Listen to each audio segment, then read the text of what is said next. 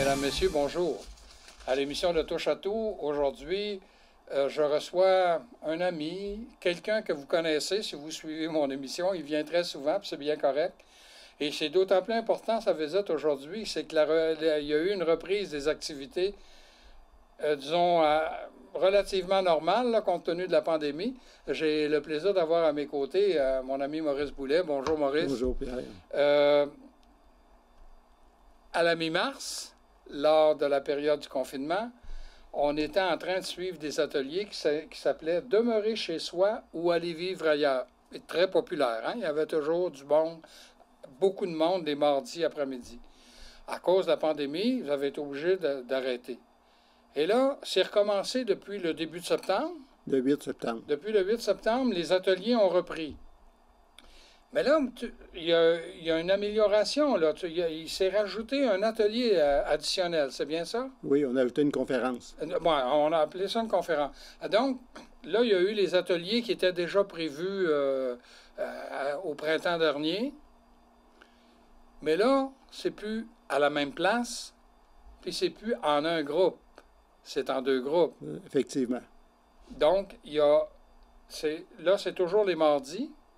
Oui, pour la première cohorte ou la première série. Pour la série qui se termine. C'est tous les mardis, sauf le 7 octobre. On a dû se déplacer du mardi à mercredi. Ah oui, OK. La dernière, ça va être un mercredi. C'est ça. Et au lieu d'être à la salle des Chevaliers de Colomb à Black Lake, c'est au centre, à l'ancien club Aramis. C'est ça. Parce qu'à cause des exigences de la COVID, puis la santé publique était quand même très rigoureuse là-dessus.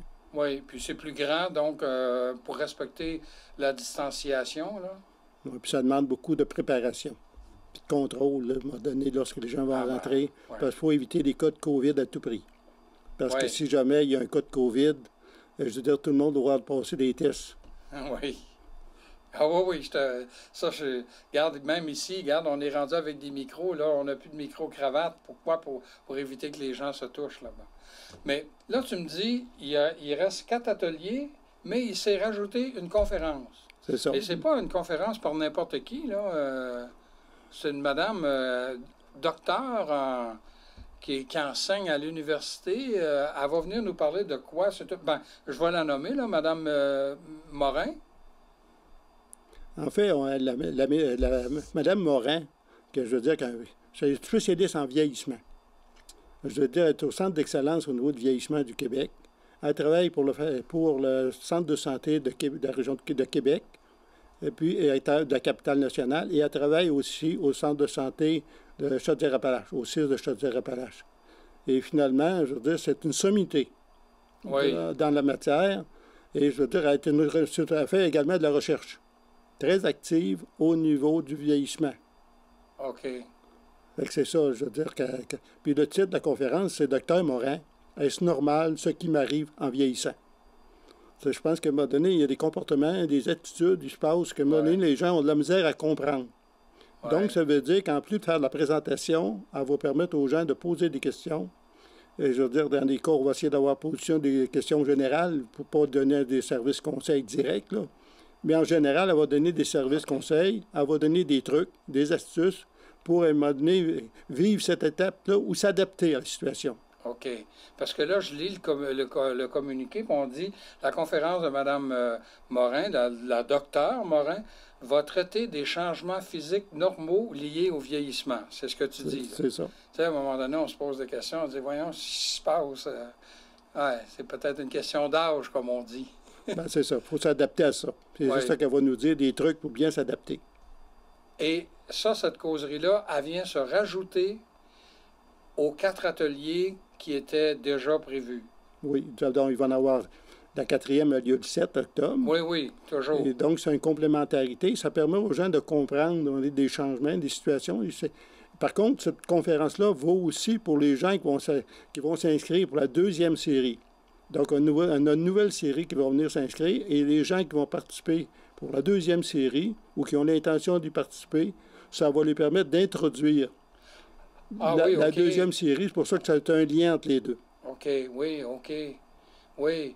Alors, nous, c'est vers la fin, parce que quand je dis nous, c'est parce que moi, je les suis, les ateliers, là, depuis depuis le printemps dernier, mais tu dis qu'il va y avoir une deuxième série d'ateliers parce que c'était tellement populaire. Ça, je pense que ça vous a surpris, ça, hein? Ben là, on n'a pas encore annoncé, mais on a déjà 30 qui ont manifesté formellement des intentions. Et à tous les jours, on reçoit des inscriptions pour la deuxième série. OK. Alors, les inscriptions, là, là, on est dans la semaine du 21, puis sont déjà passées, hein, je pense. Non, on est en continuité. Vous êtes toujours en continuité, mais s'il y a des gens qui nous écoutent, là, comment ils pourraient se faire si ça les intéresse d'aller suivre ça? Après le 21, là, donc, vous pouvez aller sur le site de la CEF, Appalaches, Beauce et Appalaches-Chemin. Et finalement, ils peuvent téléphoner aussi. Donc, Hélène Fauché, elle est disponible à recevoir des appels enregistrés. Et dans notre cas, c'est Maurice Boulet, il est toujours là aussi pour... Est-ce que tu permets que je donne ton numéro, hein, Maurice? Oui, il n'y a pas de problème. Vous pouvez le donner aux deux, ils sont là. OK, alors, Hélène Fauché, c'est le 418-422-55-97. C'est ça. Et le tien, Maurice, c'est 418-335-25-33. C'est ça. Donc, là, les gens... Puis vous allez recevoir à peu près combien d'inscriptions? Vous vous rendez à combien? Normalement, ça va rarement dépasser à 80 à cause de toutes les exigences de la COVID. Parce que là, on est obligé de déménager à cause de ça. Puis on s'assure aussi qu'il n'y a pas de risque de contamination. Ah oui, c'est toujours ça. Parce que si vous regardez, il y a beaucoup d'organisations qui ne font pas partie d'activité. Ils attendent. Je veux dire, ils ne savent pas ce qui va se passer demain. Oui. Et nous autres aussi, on ne le sait pas, mais on a dit si on risque rien, il ne peut rien se passer. Mais la demande est très forte. Moi, il y a la semaine passée, j'ai appelé il y a 158 participants, j'en ai appelé une centaine. Et il y avait tout hâte que ça recommence. Il y avait un haut niveau de satisfaction. Et finalement, il se préoccupait aussi de la problématique de la COVID-19. Ah oui, bien sûr. Je veux dire, tout le monde en est là. Mais tu nous disais tout à l'heure que la deuxième série, là, s'appellera pas Demeurer chez soi ou Aller vivre ailleurs. Vous avez changé le titre, mais ça veut un peu pareil au même, là. Ben, vieillir chez soi ou déménager. Ah, bon. Parce que les gens avaient l'impression qu'on voulait influencer les gens qui s'en allaient aller demeurer en résidence personnes âgées. C'est pas ça du tout. Non. C'était un premier temps de faire connaître les services à domicile. Et on sait qu'actuellement, la politique, le plan d'action du ministre de la Santé, présentement, c'est permettre aux gens d'avoir du soutien pour que les gens demeurent le plus longtemps à domicile dans des conditions acceptables. Oui. La dernière option, c'est d'aller vivre en résidence ou en CHSLD. Oui. Ben, moi, pour les avoir suivis, les 4 premiers là, ateliers, je n'ai pas senti ça, moi, l'obligation de m'en aller. Là. Mais on me donne beaucoup d'options.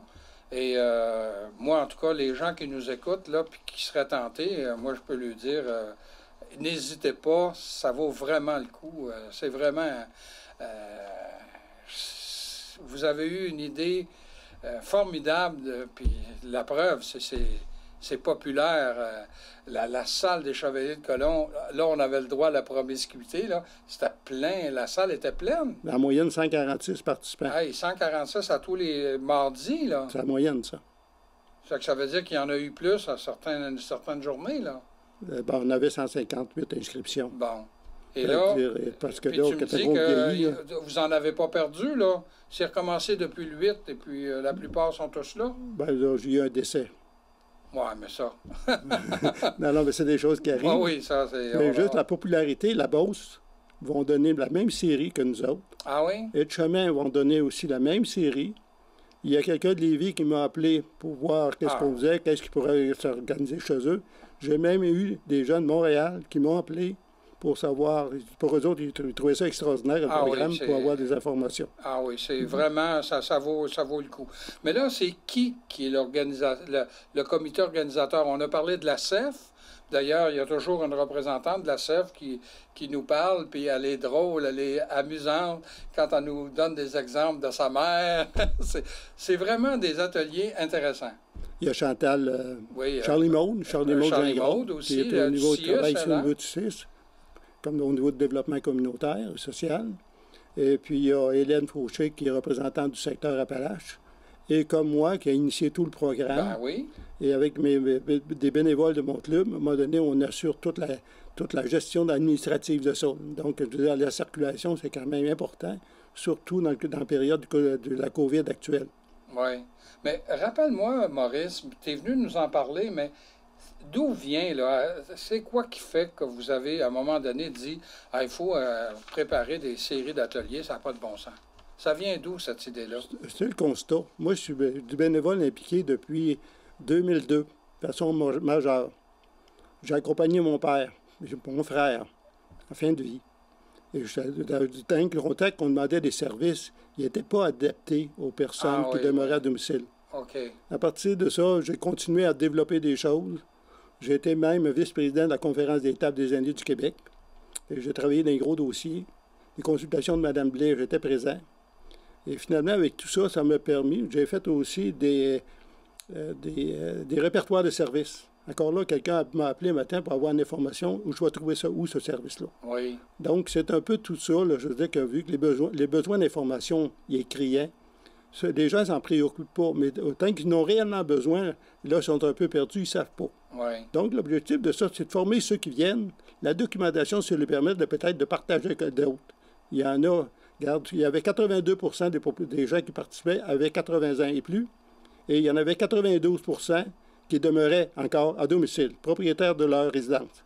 Donc, ça demande qu'à un moment donné, que finalement, c'est un besoin criant d'information. Et c'est pour ça qu'on leur donne une bible d'information. Tous les aspects légaux, les aspects financiers, Oui. la gestion de, je veux dire, la signature d'un bail, Oui. la planification financière en vue de déménager, comment ça va nous coûter. Je veux dire, les problématiques qui peuvent se présenter quand on signe un bail, il y en a qui n'ont jamais signé un bail de leur vie. Et donc, je veux dire, on leur donne des astuces, on amène des gens d'expérience pour venir en parler. Oui. Entre autres, le centre d'accompagnement aux plaintes de Chaudière-Appalaches, ils sont là, c'est leur travail quotidien. Donc, puis on fait connaître qui est en mesure de vous donner des services, puis quels services sont là. En tout cas, moi, Maurice, je te lève mon chapeau parce que ma femme et moi, on les suit, les ateliers, et je trouve ça formidable. Et vous avez aussi une rigueur. C'est supposé de finir à 15h45 et à 15h45. C'est drôle parce que c'est Mme Fauché, là, Hélène, qui est, là, disons, la police, la discipline, et puis elle fait ça d'une façon très drôle, très amusante, mais avec une fermeté. Et les causeries, les ateliers passent, on s'en rend pas compte. C'est avec les informations pertinentes, comme tu disais, c'est important, ça. Parce qu'en fait, c'est donné par des personnes d'expérience ou c'est le métier quotidien. C'est ça. Tant qu'on fait venir, par exemple, on va avoir un programme pour les proches aidants. On a demandé à l'appui aux proches aidants de venir faire la conférence. Séparation involontaire. Ça, des gens se préoccupent de ça. On a demandé des gens de la Santé publique, Service Canada, de venir le présenter parce que la meilleure personne pour donner l'information. Donc, à chaque fois, on s'est quand même recruter les gens qui présentent, des animateurs, c'est pas nécessairement facile. En même temps, meubler tout ça avec de la documentation pertinente, Oui. c'est encore un autre dossier. Puis l'autre élément, c'est que les gens qui vont entrer en première série, la deuxième série, là, on leur donne un cartable. Après un pouce et demi d'informations et les gens partent avec. Okay. Et s'ils veulent suivre ce qui va se passer au deuxième atelier, tout le plan de travail est là. Puis toutes les ressources ou les références sont là aussi. Bien, merci beaucoup, Maurice. Puis encore une fois, chapeau. Et les gens, bien, on vous a donné le numéro de téléphone tout à l'heure. Si vous n'êtes pas encore inscrit, faites-le, ça vaut la peine. Et je vous invite à demeurer des nôtres puisque l'émission se poursuit dans quelques instants.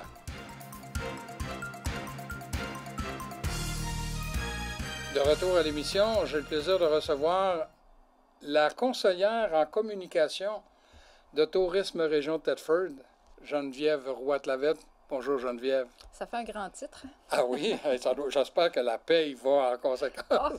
On va s'en reparler un autre. Oui, OK. Là, tu viens nous parler d'un événement qui en est à sa 5e édition. Ça s'appelle Mont Défi. Exactement. Mais il faut faire attention, le Mont, c'est M-O-N-T-S pour montagne. Là. Exactement. Okay? Alors, ça existe depuis 4 ans, puis là, ça va avoir lieu pour la 5e édition. C'est Quand ça. déjà?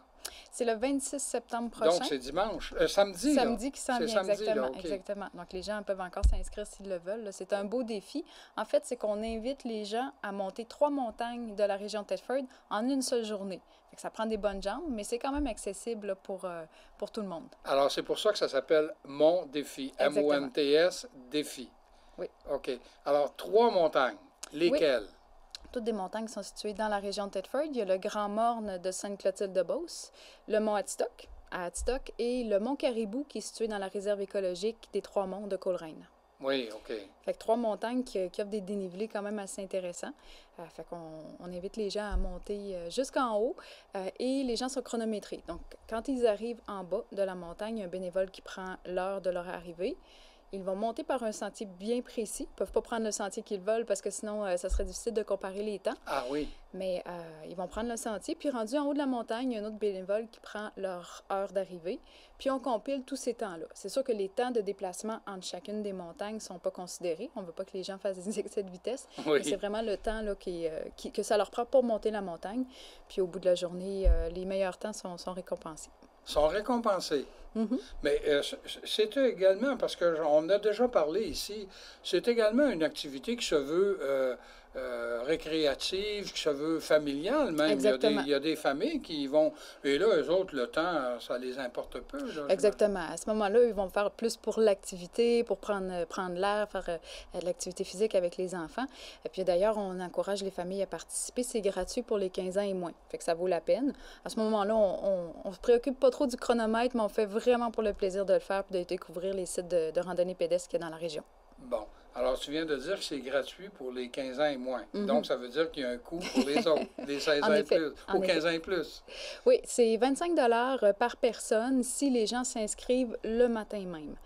C'est sûr qu'on encourage plus ou moins là, ça parce qu'on ne veut pas trop manipuler d'argent, tout ça. À cause Fait de la qu'on- COVID. Exactement. Fait qu'on encourage les gens à s'inscrire en ligne avant. C'est 20 $ à ce moment-là, donc une économie de 5 $. Donc là, on est à quelques jours. Là. On peut encore s'inscrire? Oui, jusqu'à midi, en fait, la journée de l'activité, ça va être possible de s'inscrire en ligne. Donc, ça veut dire que quelqu'un qui décide le matin, ah, ben ça me tente de le faire, il s'en va directement sur le site, il n'y a pas les sous, ben à ce moment-là, il peut aller s'inscrire direct avec son téléphone sur mondéfi.com, M-O-N-T-S, défi.com. OK, alors Et on puis, va il va demander à Luc s'inscrire. de l'inscrire, là, www.montsdefi.com. Exactement. Fait que là, Et il y a là, un lien. ils vont pouvoir... ben, c'est un site qui est fait pour ça, pour s'inscrire, j'imagine. Exactement. C'est Et là, c'est 20 20 $ quand on s'inscrit en ligne. Les gens ont à ce moment-là juste à nous amener la preuve qu'ils sont bel et bien inscrits. Puis ils vont pouvoir, les bénévoles vont les laisser passer. Les gens peuvent commencer par la montagne qu'ils veulent, que ce soit le Grand Morne, le mont Caribou des Trois-Monts ou le mont Hadstock, s'ils sont inscrits en ligne. Ils peuvent commencer par la montagne qu'ils veulent avec la preuve, ils montent ça aux bénévoles, puis ils vont pouvoir OK. aller où ils veulent. S'ils se décident le matin même puis qu'ils veulent payer en argent, avec le montant juste, parce qu'on ne veut pas manipuler Oui, encore là, OK. Alors, avec le 25 oui, ça c'est uniquement au mont Hadstock. Parce que les autres montagnes, le mont Caribou et le Grand Morne, il n'y aura pas d'accès à une table pour le paiement OK. et à d'inscription. Fait qu'à ce moment-là, c'est uniquement au mont Et Hadstock. quand on parle du Mont Hadstock, est-ce qu'on parle qu'on monte dans la montagne de ski? Oui, exactement. Ah, OK. Alors, c'est pour ça que c'est plus accommodant Oui. là, parce qu'il Exactement. y a déjà une salle d'accueil. il y Oui, a le tout ça, là. stationnement est OK. vaste et tout ça. Fait qu'on peut se permettre d'avoir plus de gens en même temps. Donc, le Grand Monde, tu m'as dit que c'était à Sainte-Clotilde? Oui. Ah, ben moi, je pensais que c'était en arrière de Sacré-Cœur de Marie, mais c'est vrai que Sainte-Clotilde n'est pas loin de là. Oui, ben en Ah, fait, ben c'est dans cette situation-là. cette montagne-là est vraiment à la limite du territoire OK. d'Hadstock et bon, OK. de Sainte-Clotilde, ce qui fait que je pense que le sommet est dans une municipalité, le stationnement Ah, en bas est bon, dans une OK. autre. Là, fait que C'est OK. on pourrait dire le Mont Grand Morne d'Hadstock, puis ça Ouais, serait pas OK. faux. Et le Mont Caribou, ben lui, c'est facile. Quand on rentre à Coleraine, l'accueil est Exactement. là. Ça Oui. fait que... OK.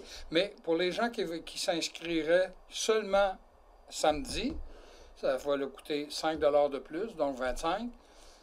Et il Mont va Hadstock. falloir qu'ils le fassent au Mont Hadstock. En argent, c'est ça. Bon, pour les autres, ils peuvent commencer où ils veulent. Mhm. Ben, à partir de quelle heure? À partir de 9 h le matin, donc les bénévoles sont prêts à les accueillir, et la dernière montée doit être terminée à 3 h. Donc, Ça prend à peu près combien de temps? Est-ce que les années passées, vous avez un aperçu de combien? les gens ont amplement le temps là, de faire les 3 montagnes à leur rythme, de se déplacer. On ne dit pas d'aller prendre un café là, entre les montées, mais les gens ont amplement le temps. Là, c'est sûr que le moins long, c'est le Grand Morne. On peut parler peut-être de 45 minutes à 1 heure là, pour Oui. monter. Ah, ben Oui. c'est encore. Il faut avoir une certaine forme. Le lendemain matin, les jambes s'en ressentent. En Il effet, nous mais manque- c'est quand même faisable. Là. Ouais. Alors, il nous manque de l'huile d'impenture le lendemain. Ça fait mal tout partout. Peut-être Est-ce que une toi, coupe tu de le fais parce Tylenol que pour tu s'aider. es une athlète, toi, Je serai en au niveau de mesure, la course, hein? je serai en mesure de le faire, oui, en effet. Oui, Oui. parce que tu fais des demi-marathons, toi, hein? J'ai organisé des Oui, ben demi-marathons à c'est une ça, oui, certaine mais époque, oui. tu Mais connais la course. Tu es une athlète, toi. disons que je ne peux pas me vanter d'avoir vraiment couru un demi-marathon en compétition, mais oui, j'aime bien courir, donc le Mont Défi serait quelque chose d'accessible, en effet. Et là, le comité organisateur, toi, tu travailles pour Tourisme Région Thetford. Est-ce que c'est vous autres qui organisez ça ou vous avez un comité? C'est un comité qui est chapeauté par la conseillère en développement, Heidi Bédard, qui travaille avec un comité de bénévoles et qui sont représentés par les municipalités où se déroule le défi, et majoritairement là, les sites de plein air en fait qui sont concernés. Fait que c'est des représentants du Mont Adstock, des représentants de la municipalité pour le Sainte-Clotilde, pour le Grand Morne, et finalement les représentants des sentiers pédestres des Trois-Monts. Oui. Donc, tout Alors, ce vous beau avez un monde-là comité, travaille. là, il y a combien comme l'année dernière, il y avait à peu près combien d'inscriptions? C'est à peu près 200 personnes par année là, qui c'est s'inscrivent. beaucoup, Oui. ça. Peut-être Ben, que moi, c'est je trouve ça beaucoup, là, ben, mais... c'est une Ben, très, c'est très belle bien, là. activité. Puis même à la première année, il y avait eu une belle participation aussi. Là. Fait que, tu sais, puis d'année en année, on maintient à peu près là, ce niveau-là. Peut-être que cette année, avec le fait que les gens se sont réappropriés beaucoup les sites de plein air, on va peut-être avoir encore plus de gens. Ah oui. Puis étant donné qu'on est dehors puis que c'est pas sur le même site, on peut se permettre d'avoir plus de 250 Oui. personnes. Là, Est-ce qu'il vient des gens de l'extérieur de la région Oui. pour participer? Oui, je vous dirais pas qu'il vient des gens de Chicoutimi, mais Ouais. les régions limitrophes, là, oui, les gens se des déplacent régions pour ça. limitrophes. Oui. Oui. Comme tu le dis, étant donné que c'est une activité à l'extérieur, il y a des contraintes que vous n'avez pas à respecter avec la fameuse COVID, là. Mhm. Mais est-ce que vous avez des choses, des mesures que vous devriez mettre en place? Ben, ça va être surtout au niveau des toilettes chimiques, il va y avoir un certain contrôle de la désinfection qui va être faite à ce niveau-là. Puis Est-ce que les évidemment, gens les qui bénévoles vont grimpent dans porter la des masques. montagne devront porter un Non. couvre-visage? Étant donné que ça va être souvent des cellules familiales là, Ah qui vont oui, être OK. ensemble, mais évidemment, on demande aux gens de respecter la distance de 2 mètres. Là. Puis Oui, puis là, le savoir-vivre de base. Oui. Oui. Et comme tu disais tout à l'heure, le samedi matin, si les gens veulent s'inscrire, ayez la précaution d'arriver avec l'argent exact, c'est-à-dire le le montant 25 pour éviter de la manipulation, là. C'est ça, parce qu'on ne pourra pas remettre le change, parce qu'on ne pourra pas désinfecter nécessairement les sous, tout ça. Fait que, Ouais. par précaution, on préfère que les gens soient inscrits d'avance ou aient le montant juste. Et quand tu dis que bon, il y a un concours, les meilleurs grimpeurs, ils peuvent gagner quoi, là? Les prix vont être annoncés là, sur la page Facebook là, pour les gens qui sont OK. curieux de le savoir. On a des partenaires là, qui nous aident là-dedans, notamment Desjardins, là, puis d'autres OK. C'est pas partenaires qui sont nécessairement de annoncés. l'argent, ça peut être, je donne un exemple, là, puis c'est peut-être même pas vrai, là, mais un repas pour 2 personnes dans un restaurant de la région. Exactement, c'est le genre OK. de prix qui est C'est des offert. genres de prix que les gens peuvent avoir. Mhm. Mais de toute façon, les gens ne seront pas obligés d'aller là pour faire de la compétition. Non, vraiment pas. Vraiment pas. En fait, l'objectif premier, quand cet événement-là a été mis en place en 2016, c'était vraiment de faire découvrir les sites de plein air qu'il y avait dans la région. Donc, les sites de randonnée pédestre, on en a plusieurs dans la région, sont méconnus. Puis on voulait essayer de les regrouper, de les faire travailler ensemble pour qu'ils se fassent connaître. Fait que c'est de là que l'événement est né. Fait qu'à la base, c'est vraiment pour promouvoir les activités de plein air. Oui, hein? Mhm. Et puis on est chanceux dans la région parce qu'on a, regarde, tu viens de nommer 3 montagnes différentes et 3 montagnes intéressantes. Oui. Moi, quand j'étais jeune, là, ça fait quelques années, j'ai monté le Mont Adstock à plusieurs reprises. Mhm. On faisait ça la nuit. OK. quand c'était la pleine lune. Ça, c'était notre plaisir. Puis on brisait rien, là. On montait, puis jusqu'en haut, c'est le plaisir qu'on avait. Ben, c'est l'avantage des pistes de ski, c'est très, très large. Hein, fait que... Oui. Et le mont Caribou, là, ben, en tout cas, les monts qu'il y a à Coleraine, là, moi, j'ai des amis européens. Puis Christiane, elle est guide dans les montagnes avec des mules. OK. OK? Alors, c'est pas n'importe qui, là. Et quand elle a fait, je ne sais plus lequel des trois qu'elle a fait, là, parce qu'il y a 3 possibilités au Monster, à Coleraine, elle était épatée. OK. Ah, c'est vraiment des beaux sentiers. Moi, je ne l'ai pas franchement, faite, là, mais c'est elle. On les a envoyés faire ça. Nos amis, ils ils ont passé quasiment un mois ici parmi nous. Puis on les avait envoyés puis Christiane, elle n'en revenait pas. ben, c'est une vingtaine de kilomètres, hein, juste dans la réserve écologique, là, une vingtaine de kilomètres à marcher. Fait que il y a moyen de voir du paysage. Puis les 3 montagnes sont superbes. Le Mont Caire, Mont Hawk, Mont Caribou, ils ont chacune leur particularité, mais sont très, très belles. Bon, il reste 10 secondes. On donne l'adresse Internet, c'est www.montsdefi.com. Exactement. Les gens ont jusqu'à midi, samedi qui vient, Pour ou encore s'inscrire. samedi, les gens peuvent y aller. Ils ne sont pas obligés de partir à 9 h, ils peuvent partir à 11 h. Oui. Bon, OK. Alors, merci beaucoup, Geneviève. Ben, ça m'a fait plaisir. Merci beaucoup. Et vous, bien, je vous invite à nous revenir la semaine prochaine.